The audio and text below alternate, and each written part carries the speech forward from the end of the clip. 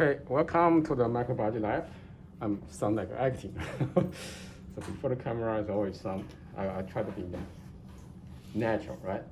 And this is your first microbiology lab, and we're going to start with some safety issues. And the safety issues are of international standards, right?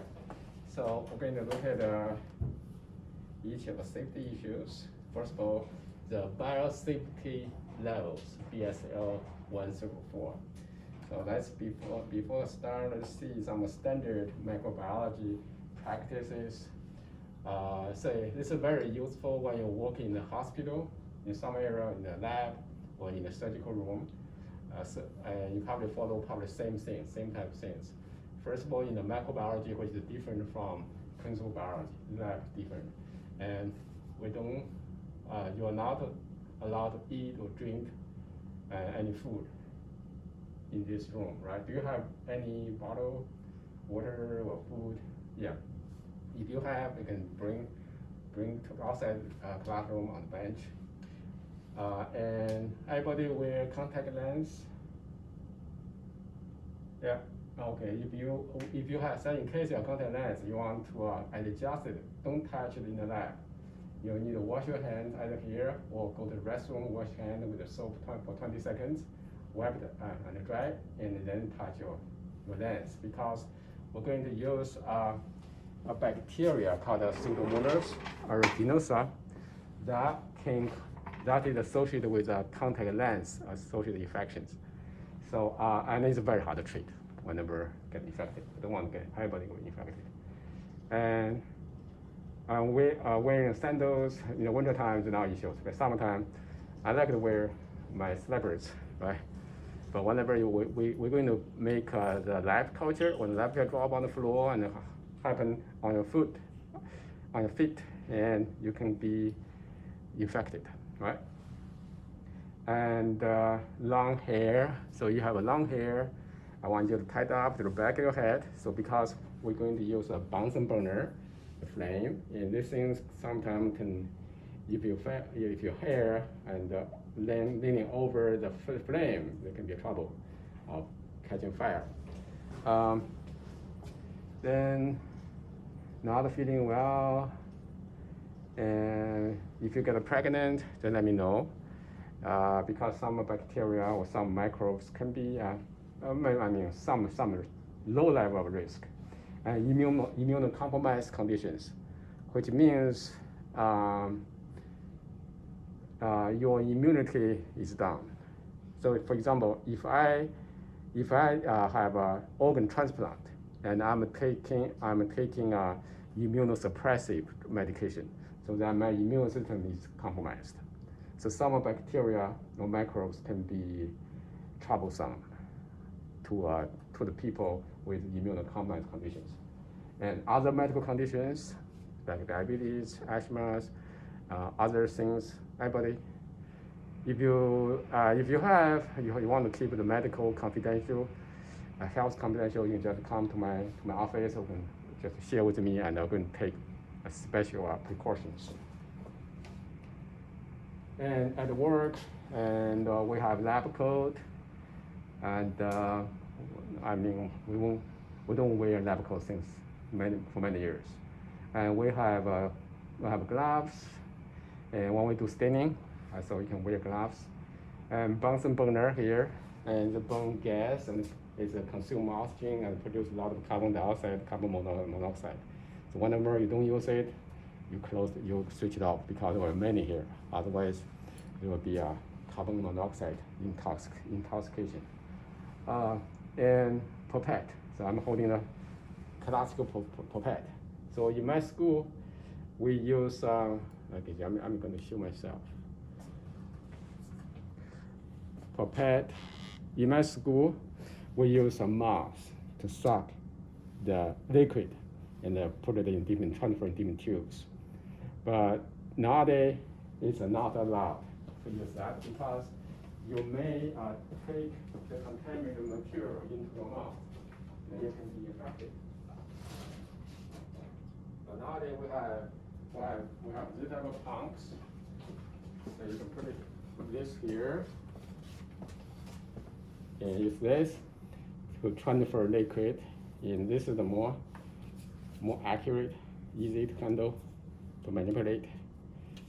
So this is a called pipette, transfer of liquids, and then antiseptic treatment for any spills. If we do the live culture, if spill on the skin or on the floor, on the clothes, make sure you wash it and disinfect it with alcohol, with benzene. You see the yellow things on the bench.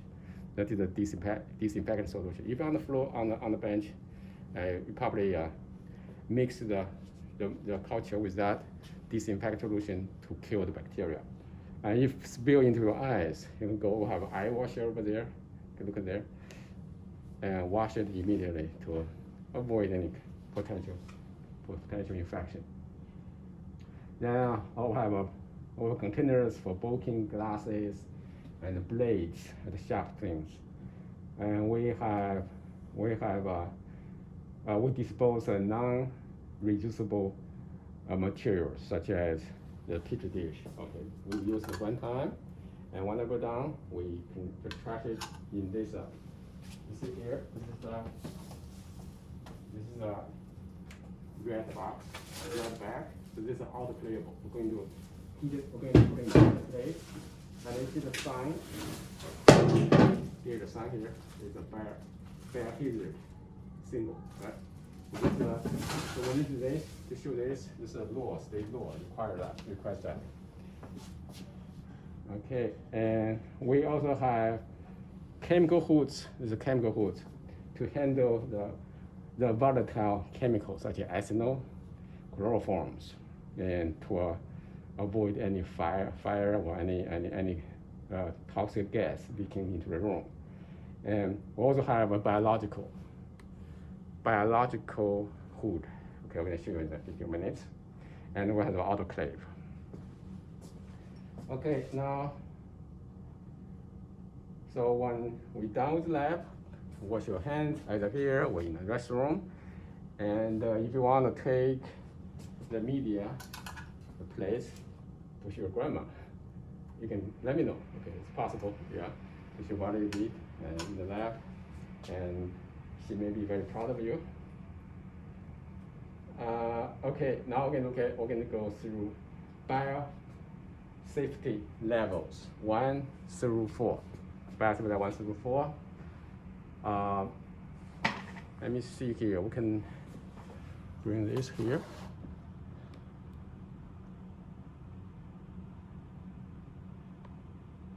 Yeah, works. This is my new cell phone, iPhone 11. It's wonderful. Okay, BSL level, safety. The lowest level, we can handle microbes, not pathogen to humans. Mostly the environmental or normal flora, such as Bacillus subtilis, it's a soil bacteria, Escherichia coli is intestinal bacteria, and Rhodosporidium ruberin is a soil bacteria, and Lactobacillus acidophilus is also an environmental bacteria. And these bacteria, most of these are our friends. Okay, they actually help us defend against the pathogens. So with BSL-1, primary barriers not required. We're going to show you what is the primary barrier in a few minutes. And personal practice equipment, or lab coat, we have gloves, and we have all the protection we have. And we have lab bench. This is your bench, you're sitting there, and our sink over there, sink. So this is BSL-1. Let's see the BSL-2. In BSL-2, we can work with some pathogens associated with a very mild human disease. And in this case, we have limited lab access. We have a room, we have a door, we have a biohazard warning sign, I showed you a few minutes ago, and we have a waste decontamination treatment, and we have our sharps containers. And we also have primary barriers, or biological hoods, which can trap the aerosols released from the culture. I'm going to show you here. This is the biological hoods, and the hood by itself has a pump. The pump takes the air from outside into the hood through the filter. So the filter diameter, you can see the number here, is a 0.2 micrometer. And that pore size will block bacteria and viruses. COVID-19 virus cannot pass that.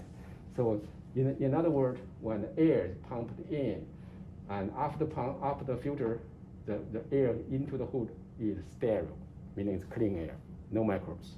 So clean air is sterile, and when you handle a patient specimen, so patient respiratory secretion, for example, and you handle it, you may generate aerosols, meaning small droplets of bubbles into the air. So when released into air, into the environment, when people inhale it, people may get infected, right? So once you walk inside the hood, the air is circulating, and whenever the aerosol produced, generated, and the air will be traveled through another pump. Another pump will pump out the air through the filter. So all the aerosols, droplets, bubbles, or with microbes, with the virus will be trapped by the filter. So in other words, the air in and air out, all sterile. You follow me, right? So we have this. This is one of our major primary barriers. And another barrier is called a Bunsen burner. Bunsen burner. We're going to show you in a few minutes. And we have this in this room, in the building. Let's go back to the BSL-2. What we can do with Salmonella. Salmonella is an enteric pathogen. Staphylococcus is a skin pathogen of skin infection. Clostridium difficile is a pathogen of some antibiotic-associated colitis. Borrelia burgdorferi is a pathogen of Lyme disease. Okay, these pathogens can cause some infections, but not lethal, right? Not lethal. So, so this is level 2, and we have a bench and a sink and autoclave. Level 2. Let's see level 3. In the level 3, we can handle microbes, indigenous and exotic, meaning from local or from outside, from alien sources, associated with a respiratory transmission with a serious lethal disease. So respiratory meaning the airborne. In the case of COVID-19, COVID-19 is airborne, right, everybody? And that's why everybody wear a mask. The mask will provide a barrier, either to block the droplets from you or from outside. So by wearing a mask, you protect other people and also protect yourself, right? So when you wear a mask, always cover your nose, so make sure your nose is completely covered. So this is for self-protection. So it's airborne, and let's see what pathogen we can handle. Anthrax pathogen. So this is the bacteria that generates endospore. Endospore is like a dust, and it's go with air. So when people get infected with anthrax, people be killed in a couple of days, within 5 days. And tuberculosis, airborne, and I should put a COVID-19 here. COVID-19 is also airborne transmitted disease. And let's see what is the additional things for BSL-3. We need the primary barriers. We have here biosafety cabinet. And what else? We need separation from access corridors. In other words, there is a second door. So there's a first door when you come in, and you have a second glass door. So inside this glass door, You can change your shoes and change your lab clothes and wear the shield and the mask. So this is a second door. And another thing here, BSL3 should have exhaust air. Exhaust air meaning the air is like a hood. Okay, you get the air in and get the air out. So in both cases, the filters, the two filters, one pump the air in through the one filter and get out through another filter. So the air in and out should be both sterile after filtration. With me, right, everybody? This is when you handle the COVID-19 SARS-CoV-2 virus in the BSL facility, and if by accident the aerosols are generated, then these pumps, the filter will block the virus get into the environment to avoid any leakage, potential leakage. You with me about it? Yeah. Then let's go to the BSL4 highest level. In BSL4, we can handle the pathogens of respiratory transmission without any information. We don't know much about information. This pathogen is no cure. So whenever things happen, the people get killed. I mean, we talk to professionals. So nurses are professionals, doctors are professionals, and I'm also professional. So we need to work in the BSL4 to protect ourselves. So and the BSL4 is a double protection. Protection 1 is the BSL1 level. The whole lab is closed, sealed, with a negative flow of air. So the air, so no air will get out. Okay, the air must be filtered. So fresh, clean air get in, and the air inside from a lab also should be sterilized by filtration, right? And then you're going to wear this lab suit. You totally close yourself, you seal yourself from outside, and you bring your own oxygen. You breathe the air, not from a lab, from outside, from other clean sources. So it's a double barriers. One is the lab, another is the protection of yourself. So this is like a swimming, it's like a diving suit. You dive in the water, you bring your air, right? Here you dive in the lab, you bring your own air. Just in case if something happened, accident happened, the say COVID-19 virus somehow jump out from your test tube by accident, and you are protected. And if you don't, people get killed. Got killed. We talked about last year when people working in the BSL4 labs, accident happened, and also happened in the history, right, everybody? Okay, this is 4 levels of biosafety. Okay, now let's see the question here. Our lab, the lab you are sitting in, can be graded as, everybody? Your opinion?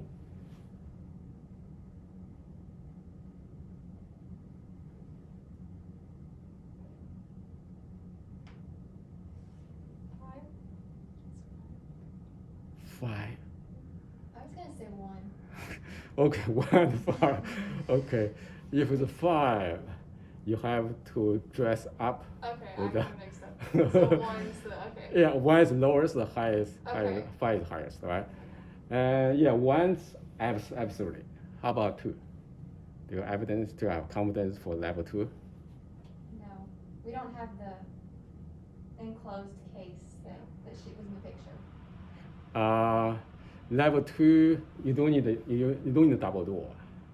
You only need hoods and autoclave next room. So by law, we are eligible, right, for level 2.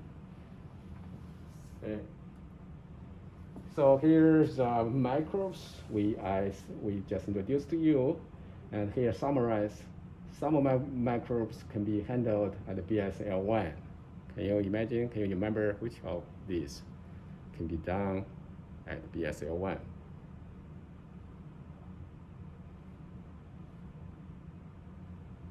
So the soil bacteria, enteric bacteria, soil, and environmental. So these four can be handled at BSL1, right?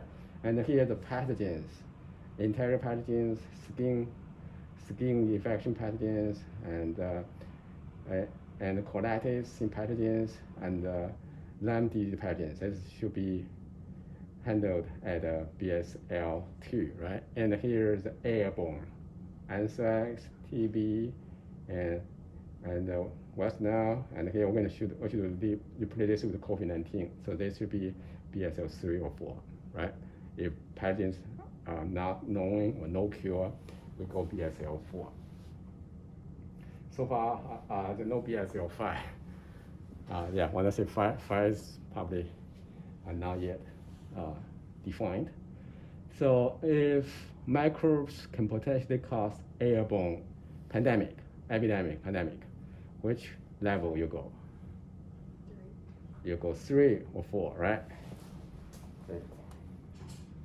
Okay, I'm going to stop here, and next thing we're going to do some practice. Okay, for the practice, the first thing here is a Bunsen burner.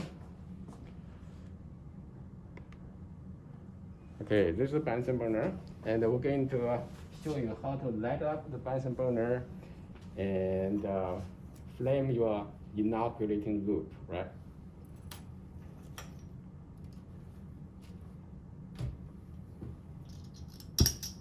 Yeah, very simple, right? Then you flame your loop, and the top part of flame is the highest temperature. Okay, you can see it turn red, and the wire part should be absolutely clean. So make sure you burn your flame completely. Then on the metal part, the rod part here, just go briefly and just to kill the bacteria on the surface. But don't overheat it, otherwise you get your finger burn. Okay, now it's your turn. Yeah, close, open up, and let it out.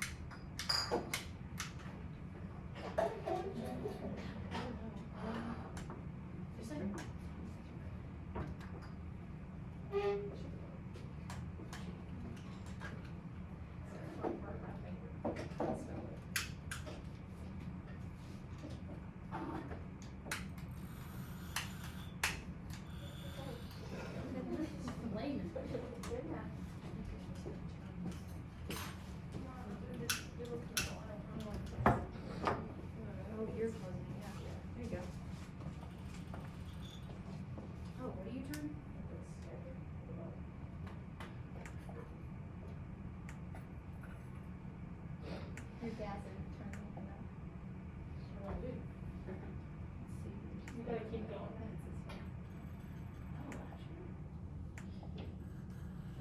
Okay, other way. I'm gonna have to rewrite it now.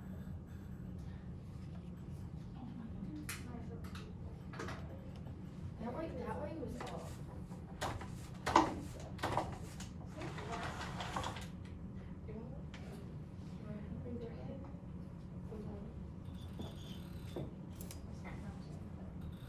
Okay, you handle your loop like this, everybody, like the way you handle the pencil, right?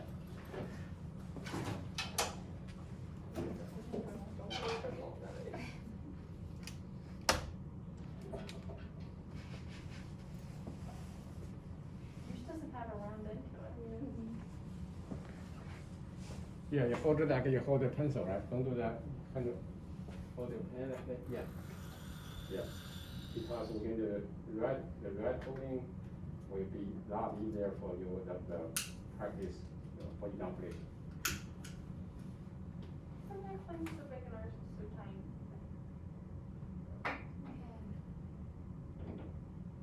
Okay, and when you're done, we're gonna move on to the next step. Yeah, close your Bunsen burner, switch it off. And next thing here, we're gonna make a media. Watch your elbows.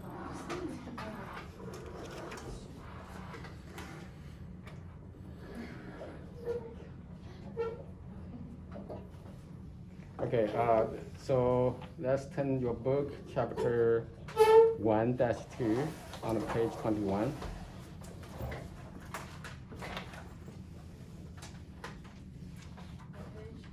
page? 21.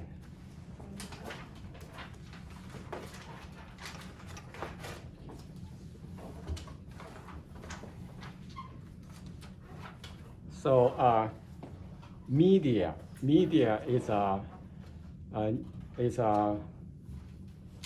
kind of a support, nutrient support for bacterial growth. So media have two major types. One is a liquid called a broth. Broth is a liquid form. Another is agar.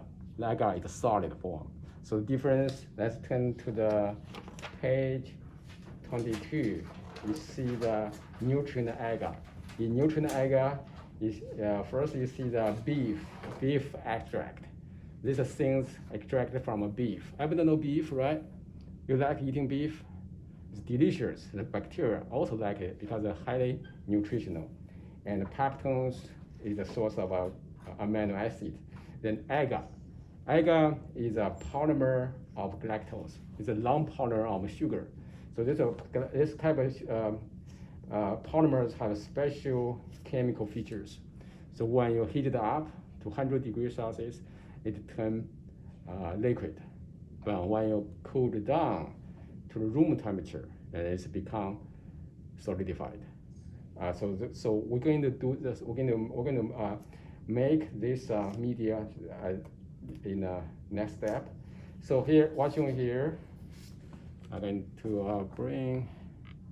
So what is showing here is called a nutrient agar powder, right? This powder, and we're going to take for 1 liter, you need 23 grams of powder, nutrient agar powder, for 1 liter of water. So we're going to make 200.2 liters because 1 liter too much, and we're going to take 4.6 grams. That makes sense, right? So we can have one group here. And here's the bottle. Okay, here's a bottle. It is about 200 mLs. We're going to make this much of nutrient agar. Okay, now let's do it.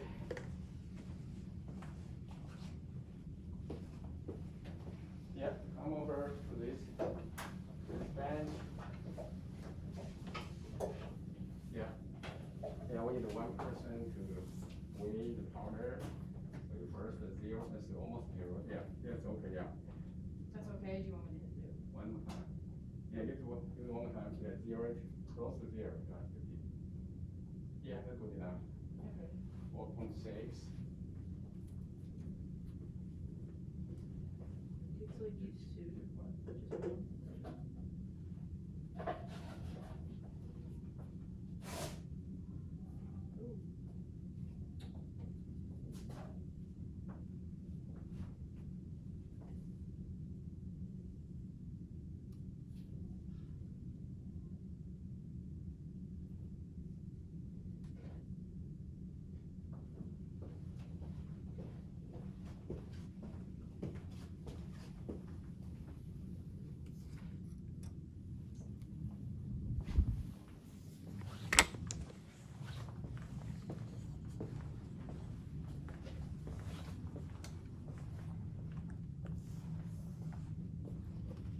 Want me to take some off, or is that okay? Yeah, around 4.6. Yeah, That's should be fine? okay. Yeah, should be fine. Yeah. Okay. Then scooped everything into the bottle. Make sure no spill. Put this in the bottle? Yeah, you can use this little spoon. That'll help you. Yeah. Thank you.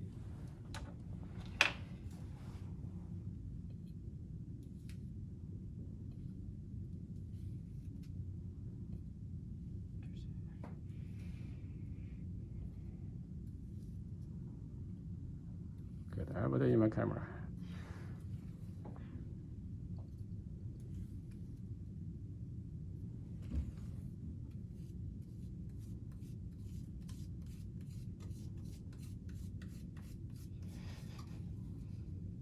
Yeah, take your time. No hurry. No, there's definitely a hurry. We need that here, girl. Uh, I'm here trying my best. Feel a lot of pressure right now.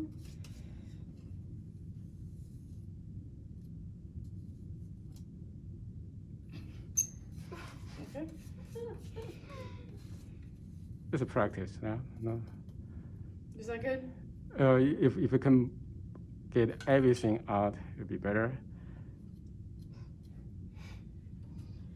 As much as possible. Yeah.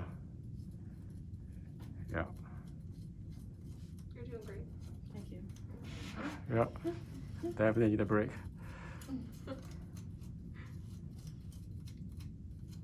Okay, we're going to take the bottle and the cap with you. Or maybe the next person, let her take a break. Next person? Yeah.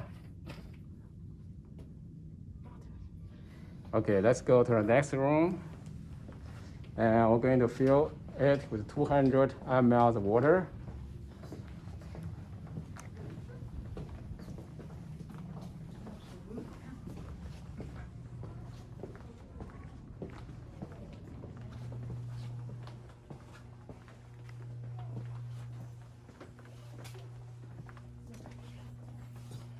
And here the cylinder. Yeah, fill this with 200 ml of water. And that's the iron water. Okay. That This one, one? yeah, that one's the iron water. Which one's where? Okay. Doesn't come out very fast. That's like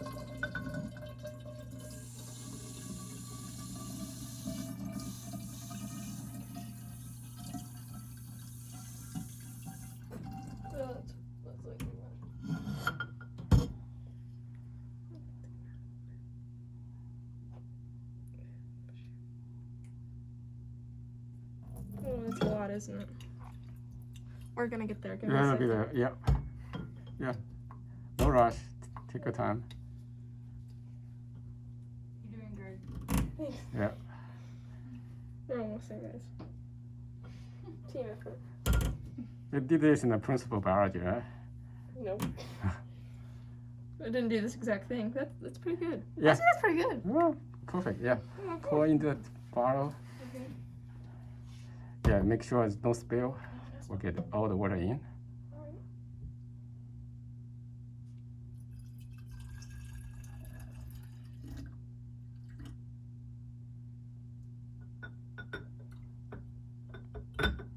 Yeah. Okay. Good job. Thank you. So now let's close the lid and mix it well. Yeah, yeah, mix it well. Then, okay, that'll be enough. Yeah. Then loose the cap. Just loose it. Yeah, that'll be enough. Yeah, a little bit more. Oh yeah. Now let's put it into the autoclave. Yeah, autoclave over there. You can see the blue. No, that one. No, This one? this one. Yeah. Okay. And open it up. Yeah, and put it in.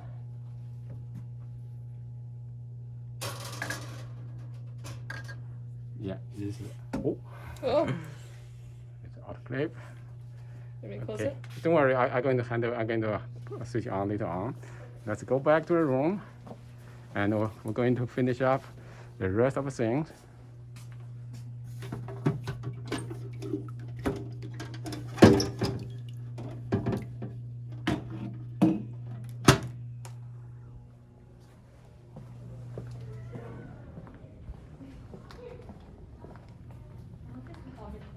Okay, and this is our liquid media. Say you put autoclave, and so it's been done.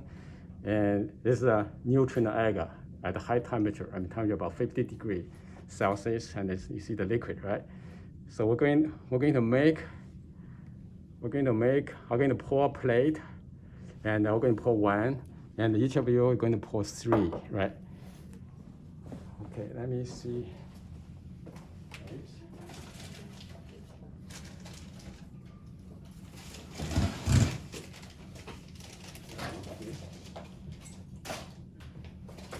So this is a petri dish. Okay.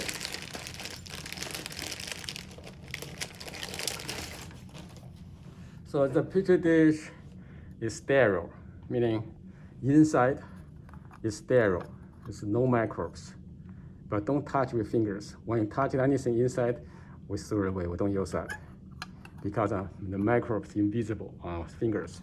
So this type of thing, this petri dish of this size can hold about 20 to 25 mLs of liquid. We're going to pour over here.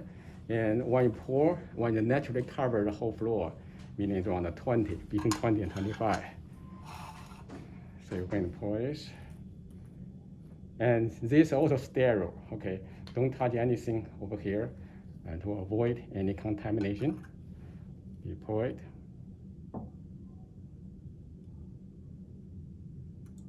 Yep, that is about 20 to 25.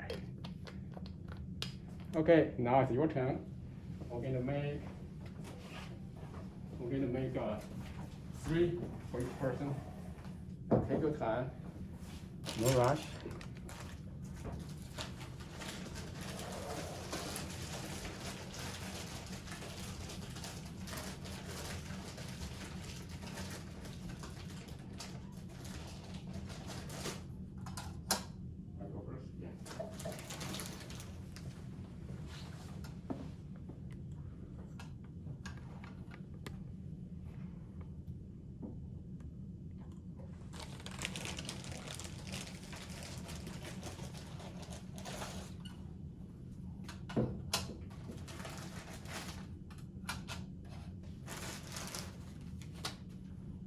Great job. Good job. You can make 3, yeah.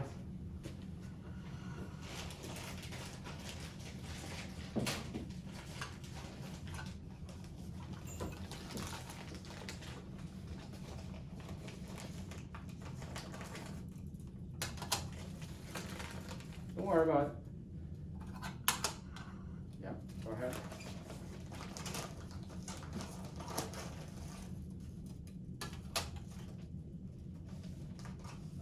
Good. Yeah, my colleague. Yes. And when you're done, make sure you sign your name here. Then you may dismiss yourself, and we'll see you tomorrow.